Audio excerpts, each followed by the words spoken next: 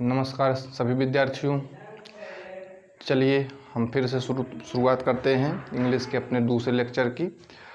तो जैसा कि मैंने पहले लेक्चर में आपको पहचान के बारे में थोड़ा बहुत बताया था, आज उसको बाई चार्ट हम लोग समझने का प्रयास करते हैं कि आखिर एक एक ट्रांसलेशन की पहचान क्या है, कैसे अगर कोई ट्रांसलेशन दिया हुआ है तो हम कैसे पहचान सकते हैं, कैसे बना सकते हैं। अगर कोई हमको नहीं, हम मान लीजिए सारी परिभाषाएं हमको भूल जाती हैं तो भी हम कैसे उस परिभाषा को याद रख सकते हैं, उसके लिए कौन कौन सी ज़रूरी बातें हैं जो हमको बेसिक हैं, जो कि जानना बेहद ज़रूरी है। तो मुख्य रूप से चलिए हम उसके बारे में डिस्कशन यहाँ पे कर रहे हैं। तो प्रेजेंट टेंस, पास्ट टेंस और फ्यूचर टेंस। तो पहली जो मैंने एक बात बताई थी आपको कि अगर प्रेजेंट टेंस होगा तो उसके अंत में है, हैं और हूँ ये शब्द लगे रहेंगे। तो जैसे कि ये प्रेजेंट टेंस का चार्ट ये पूरा लिखा हुआ है, प्रेजेंट में भी 4 शाखाएं होती हैं तो वो चारों शाखाओं का यहाँ जिक्र है। वैसे ही पास्ट में भी 4 शाखा होती है तो यहाँ पे चारों का जिक्र है यहाँ पे। और फ्यूचर में भी 4 शाखा होती है तो इन चारों का जिक्र है। लेकिन जो पहली जो मोटी बात जो मैंने बताई थी आपको कि अगर प्रेजेंट टेंस है तो उसके अंत में क्या लिखा रहेगा, है, हैं और हूँ। ठीक है। एग्जाम्पल के तौर पर देखिए यहाँ पे जो मैंने दिया हुआ है, तो इसमें आप देखिए इसके अंत में क्या लिखा है। तो इसका मतलब है कि ये कौन सा टेंस हो गया, प्रेजेंट है। जैसे राम घर जाता है, मैं आम खाता हूँ, तो हूँ आ गया कि नहीं, तो हूँ इसका मतलब है कि वो कौन सा टेंस हो जाएगा, प्रेजेंट के तहत आ जाएगा। प्रेजेंट में ये 4 शाखा है, प्रेजेंट में कौन सा है वो भी बताया जाएगा आपको। तो जैसे पास्ट में, तो देखिए पास्ट में था, थी, थे लिखा रहता है। तो देखिए यहाँ पे था हर जगह वही है, राम घर जा चुका था, वे आम खा चुके थे, तो थे, था, थी, थे आ रहा है तो इसका मतलब ये पास्ट है।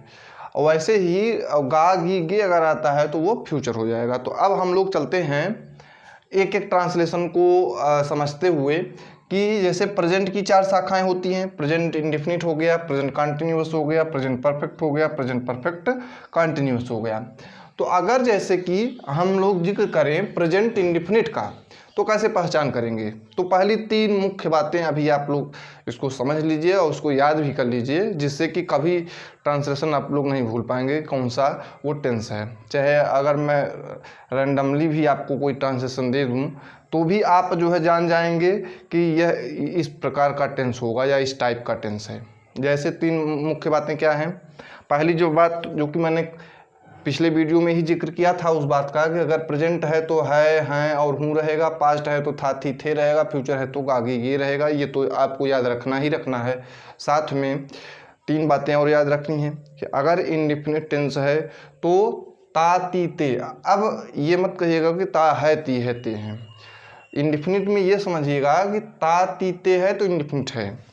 अब उसके पीछे है लगा है तो वो प्रेजेंट का इंडेफिनिट है।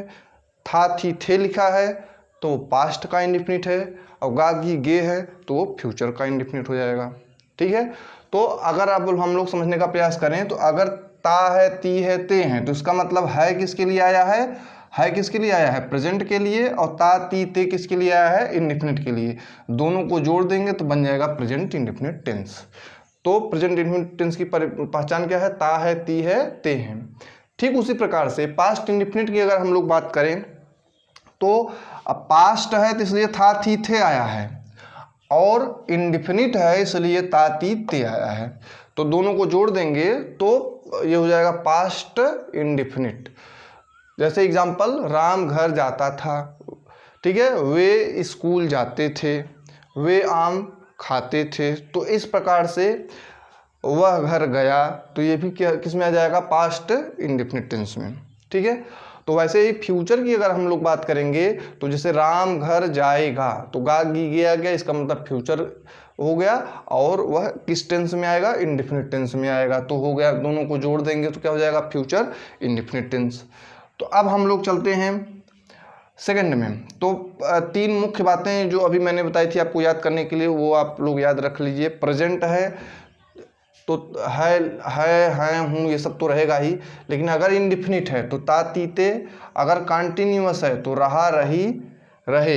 हैं मत कहिएगा क्योंकि हैं इसका मतलब है वो प्रेजेंट का हो जाएगा। और अगर रहा, अगर था लिख दिया हमने अंत में तो वो क्या हो जाएगा, रहा रही रहे देख रहे हैं, इसका मतलब है कंटिन्यूअस जरूर होगा।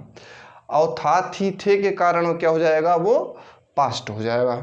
और दोनों को जोड़ देंगे तो इसके कारण, इस था के कारण ये है पास्ट और इस रहा के कारण ये है कंटिन्यूअस। तो दोनों को जोड़ के कौन सा टेंस बन जाएगा, पास्ट कंटिन्यूअस टेंस।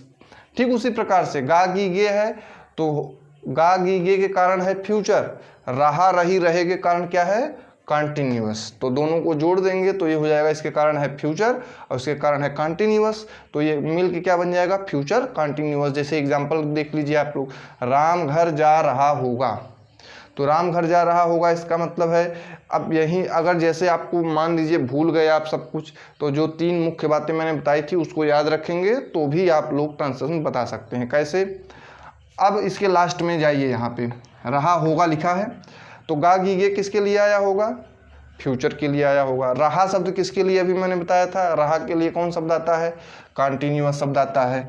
तो ये तो मिला, दोनों को मिला देंगे तो क्या बन जाएगा, ये बन जाएगा फ्यूचर इसके कारण और इसके कारण कंटिन्यूअस, तो हो जाएगा फ्यूचर कंटिन्यूअस।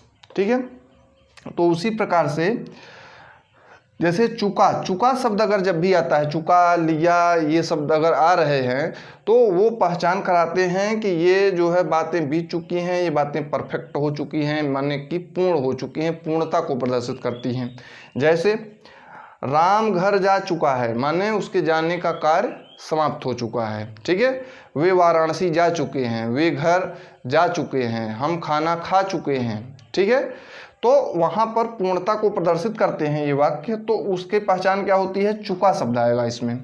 तो चुका शब्द तो है, हैं और हूँ के कारण जो है कौन सा आएगा, प्रेजेंट, और चुका के कारण क्या आएगा, परफेक्ट। तो क्या हो जाएगा, प्रेजेंट परफेक्ट। तो प्रेजेंट परफेक्ट की पहचान क्या हो जाएगी, चुका है, चुकी है, चुके हैं। तो पास्ट परफेक्ट की क्या हो जाएगी, चुका था, चुकी थी, चुके थे। और फ्यूचर की क्या हो जाएगी, चुका होगा, चुकी होंगी, चुके होंगे। तो इस तरीके से, तो इसकी एग्जाम्पल भी जैसे अगर मैं यही दे दूं, राम घर जा चुका होगा या तुम घर जा चुके होगे, बताओ कौन सा टेंस है, तो कैसे आप समझेंगे कि चुका होगा दिया हुआ है, चुका किसके लिए आता है, परफेक्ट के लिए, और होगा गा गी ये अंत में है तो फ्यूचर का टेंस का होगा ये, तो फ्यूचर का परफेक्ट टेंस है ये। ठीक है, तो फ्यूचर परफेक्ट टेंस हो जाएगा। अब हम लोग चलते हैं नेक्स्ट, परफेक्ट कंटिन्यूअस। तो अब कंटिन्यूअस टेंस जैसे मैंने भी यहाँ परिभाषा लिखी हुई है, देख सकते हैं आप लोग, रहा है, रही है, रहे हैं, लेकिन समय के साथ। तो ये एडिशनल शब्द ये लग गया है समय के साथ। तो इसका मतलब है कि कंटिन्यूअस और परफेक्ट कंटिन्यूअस में मूल रूप से अंतर यही है कि अगर कंटिन्यूअस होगा तो उसमें समय का कोई बात नहीं होगी, समय का जिक्र नहीं होगा। लेकिन अगर बातें समय के साथ कही जा रही हैं, यानी समय भी दिया हुआ है उसमें, तब वही बात वहाँ पर परफेक्ट कंटिन्यूअस, माने जो कंटिन्यूअस टेंस है वही कन्वर्ट किस में हो जाएगा, परफेक्ट कंटिन्यूअस में। इसका मतलब जब समय का बोध होगा तो उसमें परफेक्ट शब्द और जुड़ जाएगा और वो ट्रांसलेशन बदल के प्रेजेंट, मतलब वो परफेक्ट कंटिन्यूअस से बदल के परफेक्ट कंटिन्यूअस में हो जाएगा। अब परफेक्ट कंटिन्यूअस में भी हो सकता है वो प्रेजेंट परफेक्ट कंटिन्यूअस हो, या पास्ट परफेक्ट कंटिन्यूअस हो, या फ्यूचर परफेक्ट कंटिन्यूअस हो। ये डिपेंड किस पे करेगा, वो उसके अंत में जो शब्द लिखे हुए हैं, जैसे है लिखा हुआ है तो प्रेजेंट का हो जाएगा, और अगर था थी थे में से कोई शब्द लिखा हुआ है तो पास्ट का हो जाएगा, और अगर गा गी गे है तो फ्यूचर का हो जाएगा। जैसे एग्जाम्पल के तौर पर वह घर जा रहा है, जैसे ये वाक्य हो गया, तो रहा शब्द देखा आपने, सोचा कि ये कंटिन्यूअस के लिए शब्द यूज होता है तो ये कंटिन्यूअस है लिखा हुआ है, इसका मतलब प्रेजेंट के लिए है, यानी प्रेजेंट कंटिन्यूअस।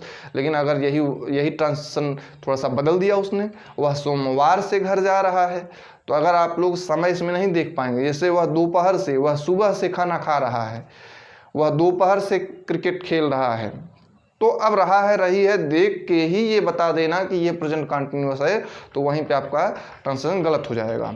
उसके लिए आपको पूरा ट्रांसलेशन ध्यानपूर्वक पढ़ना पड़ेगा और ये देखना पड़ेगा कि क्या उसमें समय का कोई ऐसा बोध दिया हुआ है या समय की बात की गई है। वह 2 घंटे से पढ़ रहा है, वह 4 बजे से मैच खेल रहा है, वह 3 बजे से मूवी देख रहा है। तो इस प्रकार के वाक्य, अब यहाँ पे देखना पड़ेगा कि समय का भी बोध है, तो समय के कारण उसमें एक शब्द और जुड़ जाएगा टेंस में, परफेक्ट, और सब सेम रहेगा। क्योंकि वह 2 बजे से मैच देख रहा है। तो रहा है के कारण क्या है, रहा शब्द किसके लिए है, कंटिन्यूअस के लिए। है लिखा हुआ है इसका मतलब प्रेजेंट है, लेकिन उसमें समय का भी बोध है, इसका मतलब परफेक्ट शब्द उसमें और जुड़ जाएगा, तो वही ट्रांसलेशन बन जाएगा प्रेजेंट परफेक्ट कंटिन्यूअस। तो संभवतः अब आपको कोई दिक्कत नहीं होगी। कोई भी ट्रांसलेशन अगर आपको दिया जाए, जैसे मैं एक साधारण से पूछूं आपसे कि वह मैच खेल चुका होगा या वह क्रिकेट खेल चुका होगा, अब इसमें कौन सा टेंस है, तो अब आपको तुरंत उसके लास्ट में जाना पड़ेगा उस ट्रांसलेशन के, और ये देखना पड़ेगा कि पहले अंत में दिया क्या है। वह मैच खेल चुका होगा, तो गा गी गे है, इसका मतलब फ्यूचर हो गया वो। और चुका चुकी चुके शब्द है, तो चुका शब्द किसके लिए आता है, परफेक्ट के लिए हमेशा आता है, तो वह हो जाएगा फ्यूचर का परफेक्ट, यानी फ्यूचर परफेक्ट टेंस हो जाएगा। ठीक है, तो इस तरीके से जब आप पहचानने का प्रयास करेंगे तो आपको ज़्यादा आसानी से ट्रांसलेशन एक ही बार में याद हो जाएगा। उसमें ये रटने की कोई ज़रूरत नहीं पड़ेगी कि ये प्रेजेंट परफेक्ट की ये पहचान है, पास्ट परफेक्ट की ये है, तो वो पहचान रटने वाली समस्या आपको समाप्त हो जाएगी और आप देख के ही बता सकते हैं। थोड़ा सा दिमाग का आप यूज करेंगे तो जो 3 मैंने मुख्य बातें बताई थी उसको हमेशा दिमाग में रखिए कि ता तीते है, तो इसका मतलब है अभी अपवाद भी हैं, ऐसा नहीं है कि ता है ती है ते हैं लिखा हुआ है तो वो हमेशा प्रेजेंट इंडेफिनिट ही हो, ऐसा ज़रूरी नहीं है। कुछ अपवाद भी आएंगे, आगे चल के आपको पढ़ाया जाएगा, जहाँ पे अपवाद आएंगे तो वहाँ पे मैं जिक्र करूँगा। लेकिन एक आम तौर पर जैसे सामान्य भाषा में अगर हम बात करें तो अगर इस तरीके से वाक्य आते हैं ता है ता ती ते, तो वह सामान्यतः प्रेजेंट इंडेफिनिट टेंस में ही जाते हैं ये वाक्य, यानी इंडेफिनिट में जाते हैं। प्रेजेंट का है कि पास्ट का है वो डिपेंड करेगा कि उसके पीछे क्या लिखा हुआ है लिखा हुआ है तो प्रेजेंट का होगा, था लिखा है तो पास्ट का होगा।